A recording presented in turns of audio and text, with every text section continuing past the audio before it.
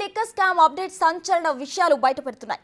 కవిత CBI remand రిపోర్టులో సంచలన విషయాలు వెల్లడయ్యాయి. హవాలా మార్గాల్లో డబ్బులు తరలించినట్టు కవిత మాజీ పిఏ అశోక్ కౌశిక్ అంగీకరించారు. అభిషేక్ బోయినపల్లి సూచన మేరకు హవాలా మార్గంలో గోవాకు భారీగా డబ్బులు కౌశిక్ చెప్పారు. అశోక్ కౌశిక్ ద్వారా 25 కోట్లు డెలివరీ అయినట్లు కాల్ రికార్డ్స్ కూడా స్పష్టమయ్యాయి. ఆ డబ్బంతా గోవా అసెంబ్లీ ఎన్నికలకు ఆప్ నేతలు ఉపయోగించినట్లు రిమాండ్ రిపోర్టులో వెల్లడించారు.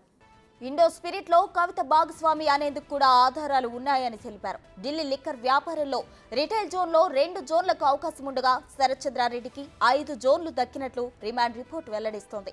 కవిత, శరత్ చంద్రారెడ్డి మధ్య 14 కోట్ల రూపాయల లావాదేవీలకు సంబంధించి బ్యాంక్ రికార్డ్స్ ఉన్నాయని తెలుస్తోంది. తెలంగాణలోని మహబూబ్ నగర్ వద్ద ఒక వ్యవసాయ భూమి కొనుగోలుకు సంబంధించి కవిత శరత్ చంద్రారెడ్డిని ఒత్తిడి చేశారు. అరవిందో అనుబంధ కంపెనీ అయిన మహిరా వెంచర్స్ ద్వారా భూమి కొనుగోలు ఒప్పందం జరిగేటట్లు ఆ కంపెనీ నుంచి 14 కోట్లు చెల్లించేందుకు శరత్ చంద్రారెడ్డిపై కవిత ఒత్తిడి తెచ్చారు. ఆప్ నేతలకు తానే 100 కోట్లు ఇచ్చా అని 5 రిటైల్ జోన్లో వ్యాపారం దక్కింది కాబట్టి జోన్కు 5 కోట్ల చొప్పున 25 కోట్లు ఇవ్వాలని శరత్ చంద్రారెడ్డిని కవిత డిమాండ్ చేసినట్లు నివేదికలో పేర్కొంది.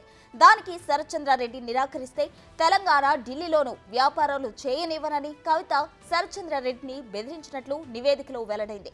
హోల్సేల్ వ్యాపారం నిర్వహించే ఇండో స్పిరిట్ కంపెనీలో కవిత బినామీగా అరుణ్ రామచంద్రన్ పిల్లై ఉన్నారని, తన రిటైల్ జోన్స్ కు ఇండో స్పిరిట్ నుంచి రావాల్సిన 60 కోట్లు ఇవ్వొద్దని కూడా పిల్లైకు కవిత చెప్పారని శరత్ చంద్రారెడ్డి వెల్లడించినట్లు రిమాండ్ రిపోర్టులో పేర్కొన్నారు. శరత్ చంద్రారెడ్డి, మాగుంట శ్రీనివాసరెడ్డి, మాగుంట రాఘవ ఇచ్చిన వాంగ్మూలాల్లో కీలక అంశాలు వెల్లడయ్యాయి. వారు ముగ్గురు చెప్పిన దాని ప్రకారం ఈ కేసులో కవితే ప్రధాన కుట్రదారు. వారు వెల్లడించిన అనేక అంశాలపై కవితను మరింతగా ప్రశ్నించాల్సి ఉంటుంది కాబట్టి కస్టడీకి ఇవ్వాల్సిందిగా కోరుతున్నామని సిబిఐ వాదించింది.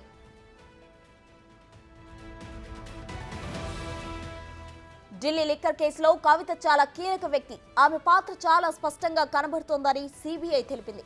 100 కోట్ల ముడుపులను సేకరించడంలోనూ ఆప్ నేతలకు చెల్లించడంలోనూ కవిత నేరపూరిత కుట్రకు పాల్పడ్డారని సమాచారం. సౌత్ గ్రూప్ లో మద్యం వ్యాపారి అంటూ పరోక్షంగా మాగుంట శ్రీనివాసరెడ్డి పేరును ప్రస్తావించిందే సిబిఐ. ఢిల్లీ లిక్కర్ వ్యాపారం చేయాలనుకున్నప్పుడు ఆ మద్యం వ్యాపారి అరవింద్ కేజ్రీవాల్ కలిశారని తెలిపింది సిబిఐ. కవిత అంతా సమన్వయం చేస్తున్నారని కేజ్రీవాల్ వ్యాపారితో చెప్పారు.